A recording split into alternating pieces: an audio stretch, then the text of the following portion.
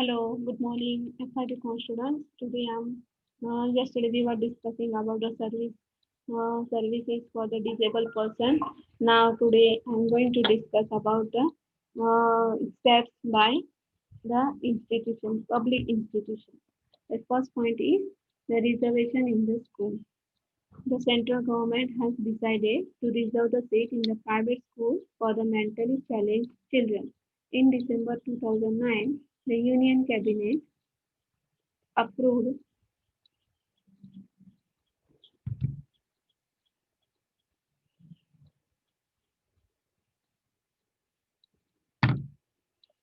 Union Cabinet approved the introduction of bill in the parliament. This bill would entitle the children in any kind of disability to avail of the reserved seat in the private school in the neighborhood.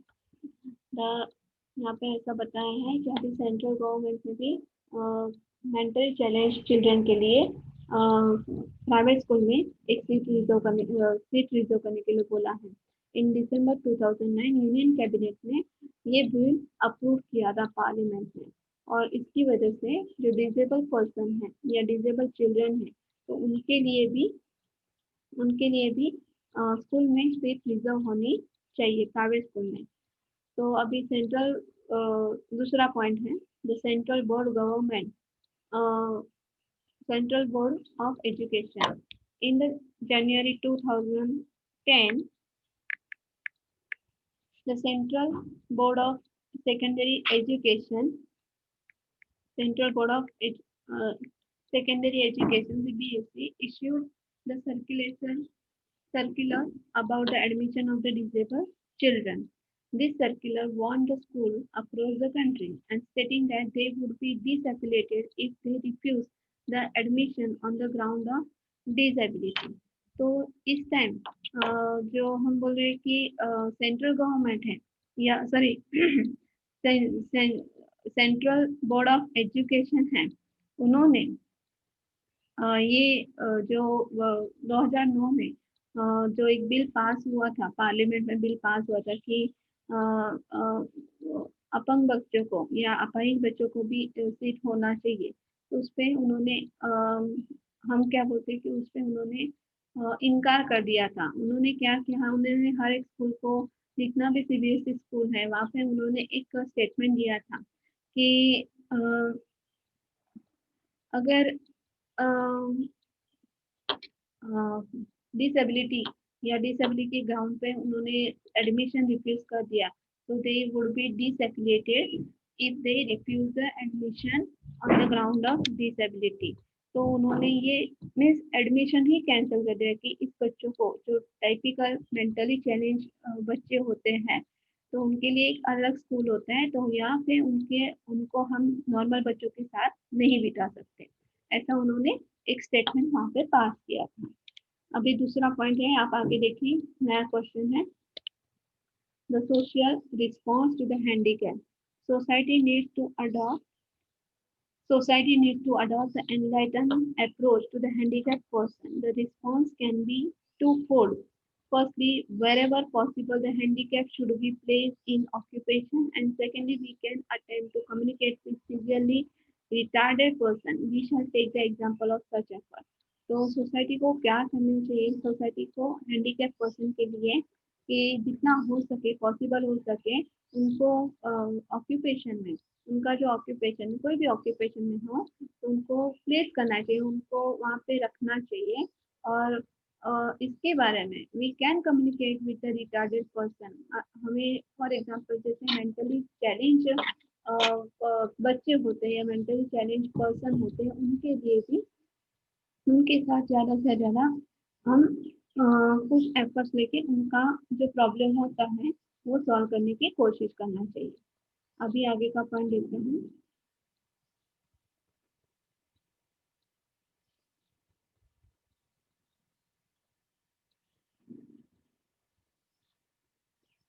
ये देखिए in India PepsiCo has began hiring disabled person because the company has found them to be very dedicated. Pasha Bhai, who cannot hear or talk, is a part of this initiative. This salesman in Chennai is quite popular with his clients. तो अभी हम उनके लिए क्या कर सकते हैं, तो जैसे यहाँ पे एक एग्जांपल, बहुत सारे एग्जांपल दिए गए हैं कि इंडिया में जो पेप्सी, हम बोलते हैं पेप्सी कोऑपरेटिव या पेप्सी, हाँ, तो उन्होंने ये डिजेबल पर्सन को अपनाने की कोशिश की, अपनाया है, क्योंकि कंपनी ऐसे लोगों के लिए जो बहुत अच्छी तरह से डेडिकेटेड होके काम करते हैं, अपना जी जान लगा देते हैं, ऐसे लोग ढूंढते रहते हैं। तो यहाँ पे एक पालथा भाई का हमको एग्जाम्पल दिया गया है, which who can not here और टॉक, वो कोई बात भी नहीं कर सकते और बोल भी नहीं सकते, फिर भी he is the part of this initiative, and this salesman in Chennai is quite popular with his client. Okay, तो किस तरह से अपना काम करते हैं, तो ये देखिए। In Japan, Hitachi Group of Companies founded a special subsidiary of Hitachi Limited called Hitachi U&I Cooperative Limited in 1999. The aim of forming this subsidiary was to help mentally challenged people participate in the society. तो Japan में भी जो Hitachi group of company, उन्होंने भी subsidiary दी है, उनका जो एक किया है कि हिताची U&I कोऑपरेटिव लिमिटेड उन्होंने एस्टेब्लिश किया था 1999 में। और उनका जो एम है, तो उनका एम क्या है कि इस सब्सिडरी की वजह से वो मेंटली चैलेंज पीपल को अपना सहयोग, या मेंटली चैलेंज पीपल को ज़्यादा से ज़्यादा सोसाइटी में वो किस तरह से पार्टिसिपेट कर सकते हैं, उनको किस तरह से मदद कर सकते हैं, वही उनका एम है। Then Bangalore-based IT company Emphasis increased the number of disabled employees by 8 times in less than year. तो बैंगलोर में जो एकदम सबसे बड़ी आईटी कंपनी है Emphasis, वो भी डिजेबल एम्प्लॉयज को ज़्यादा से ज़्यादा एक साल में 8 बार उनको चुनती है। Okay, then Wipro Technologies Limited that encourage the employee to declare their disability at the time of recruitment। तो विप्रो टेक्नोलॉजी वाले हैं, तो ये जो हम बोलते हैं कि जो डिजेबल पर्सन है at the time of recruitment की, उनके लिए ज़्यादा से ज़्यादा विप्रो कंपनी में ऐसे डिजेबल पर्सन होने चाहिए। The purpose of such declaration is to create an adequate infrastructure modification. जो फॉर एग्जांपल ये डिक्लेरेशन करने के बाद उनका जो एम है कि इंफ्रास्ट्रक्चर जो है ये थोड़ा सा एडिक्वेट इंफ्रास्ट्रक्चर मॉडिफिकेशन, क्योंकि हर जगह हम ऐसे ही देखते हैं कि हाँ, सब नॉर्मल पीपल काम कर रहे हैं, लेकिन कुछ डिजेबल पीपल भी वहाँ पे काम करते हो, तो सोसाइटी हम बोलते हैं कि जहाँ पे वो पिछड़ी जाति में, या हम बोलते हैं कि थोड़े से पीछे रह जाते हैं डिजेबल पर्सन, तो उनको भी चांस मिलना चाहिए, ऐसा उनका एम है। तो life yoga for life changing experience. Vandana, 30-year-old mentally retarded daughter of Mrs. Ratna, joined the Laughter Yoga Club in 2005. After the year of daily laughter exercise, this girl with multiple handicaps has been transformed. तो जो हम योगा की बात करते हैं और laughter yoga की बात करते हैं कि ये कौन सा एक एक्सपीरियंस है, लाइफ चेंजिंग एक्सपीरियंस है, यहाँ पे एग्जाम्पल दिया गया कि वंदना जो 30 साल की मेंटली रिटार्डेड डॉटर है मिसिस रत्ना की, उन्होंने ये 2005 में लाफ्टर योगा क्लब ज्वाइन किया था। उसके बाद उसके जो डेली लाफ्टर एक्सरसाइज है, तो उसके बाद उसके साथ जो मल्टीपल हैंडीकैप है वो भी उनके साथ थोड़े से ज्वाइन हुआ, उसमें भी थोड़ा सा चेंज है। तो this girl, sorry, multiple handicap join नहीं है, लेकिन इस गर्ल में या इस लड़की में मल्टीपल डिसेबिलिटी है जो ट्रांसफॉर्म हुए दिखाई देती है, उसमें थोड़ा सा चेंज हुआ दिखाई देता है, ऐसा बताया गया। Communicating with the severely and profoundly retarded individuals are considered to be hopeless cases.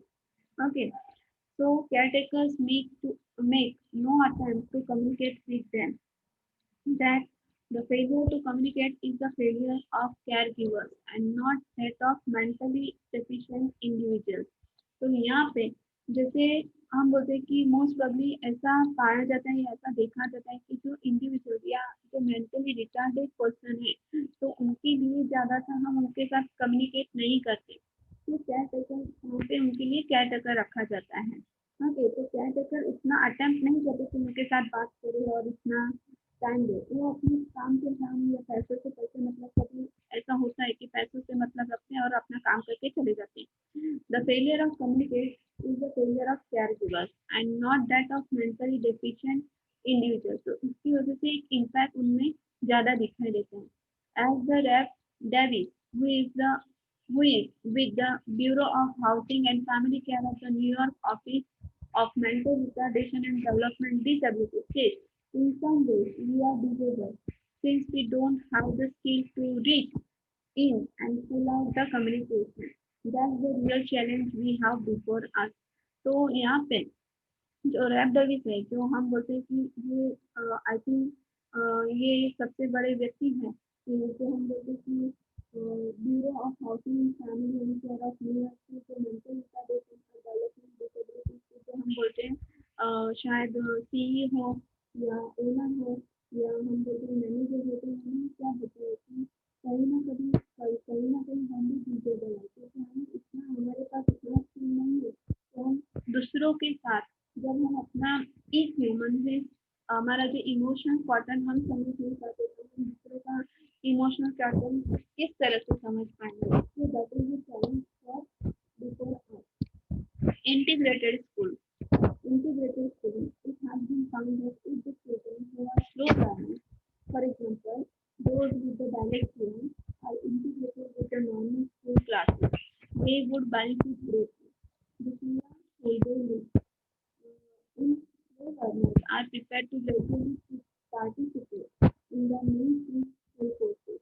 तो डायलेक्सिया जो है, बीमारी तो हम पहले समय से मूवी देख सकते हैं, उसमें ये जो बच्चा दिखाया गया या किरदार बताया गया था ईशान का, उसको डायलेक्सिया मीन्स पढ़ने लिखने की तकलीफ, तो वो भी उसको मेंटली रिटार्डेड नहीं बोल सकते, लेकिन वो भी नॉर्मल स्कूल में पढ़ सकते हैं अगर उनको ठीक तरह से उनको सही दिशा में उनको डायरेक्शन में दिया जाए, सही दिशा दी जाए, तो वो भी आगे बढ़ सकते हैं। तो ऐसा कौन सा काम करते हैं? तो दिल्ली में है श्रीराम स्कूल दिल्ली है, जो स्लो लर्नर्स के लिए उनको नॉर्मल बच्चों की तरह उनको पढ़ाने का कोशिश करती है, नॉर्मल बच्चों की तरह उनको जीने का कोशिश करती है।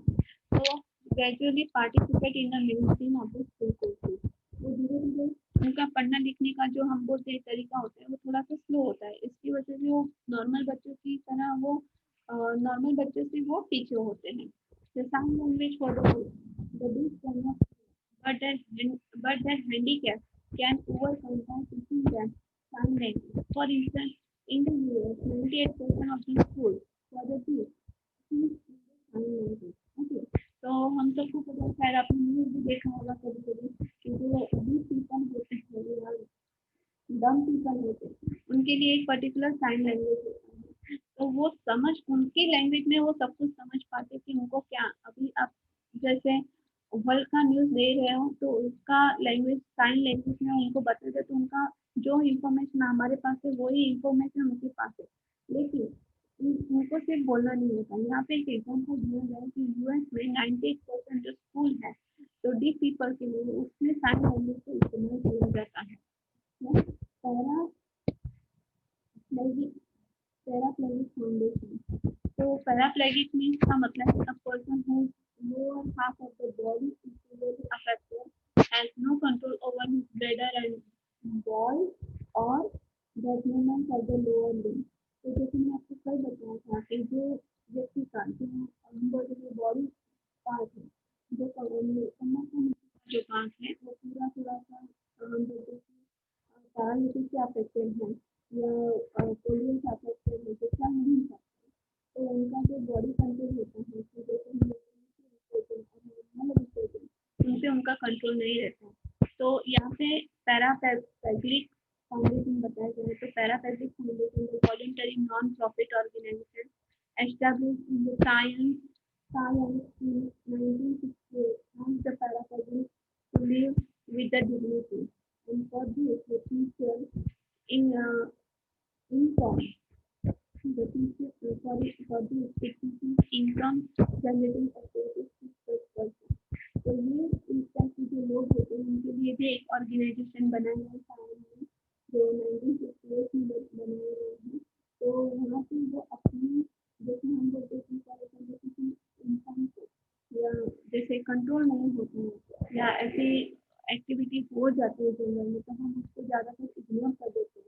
लेकिन उस लोगों को मदद करते हैं, उस लोगों को जीने का तरीका बताते हैं, ये जो एक्टिविटीज है ये बताती है, तो बाकी के लोगों के लिए भी ये बहुत बड़ी बात है और उनके लिए भी ये बहुत बड़ी बात है। तो ये क्या बताएंगे इनकम जनरली एक्टिविटीज और जो लोग इनके लिए काम करते हैं उनकी इनकम खड़ी हो जाती है। इनकम बन जाती है। तो ये आपको कैसे करना चाहिए।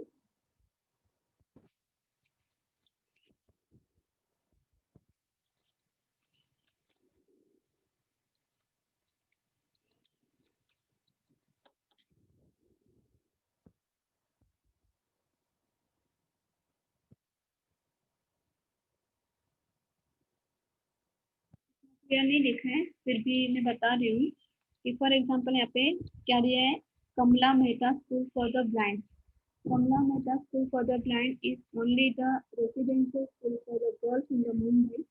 Here, there is no special teaching apart from being taught to read and write in Braille.